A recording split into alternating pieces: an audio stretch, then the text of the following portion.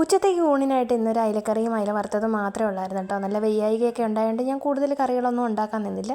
അങ്ങനെ അതൊക്കെ ഒന്ന് വെച്ച് പിന്നെ ക്ലീനിങ്ങിലോട്ട് കിടന്നു കേട്ടോ. അപ്പോൾ രാവിലെ പുട്ടൊക്കെ ഉണ്ടാക്കിയായിരുന്നു. രാവിലെ ഏട്ടന് പോകണമായിരുന്നു. അന്നേരം ഫുഡൊക്കെ ഒരുവിധമൊക്കെ ആയായിരുന്നു കേട്ടോ.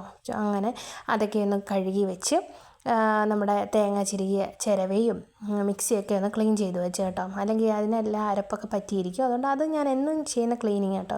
പിന്നെ അകത്തടുക്കളയിലെ സിങ്ക് കേട്ടോ. നമ്മൾ പാത്രമൊന്നും കഴുകത്തില്ല ഇവിടെ. പിന്നെ ഇടയ്ക്ക് പിള്ളേർ വന്ന് കൈ കഴുകുകയൊക്കെ ചെയ്യുന്ന അങ്ങനെ അഴുക്കാവും കേട്ടോ ഇടയ്ക്കിടയ്ക്ക്. അന്നേരം പിന്നെ ഡെയിലി ഞാനതങ്ങ് സോപ്പിട്ട് കഴുകിയിടും.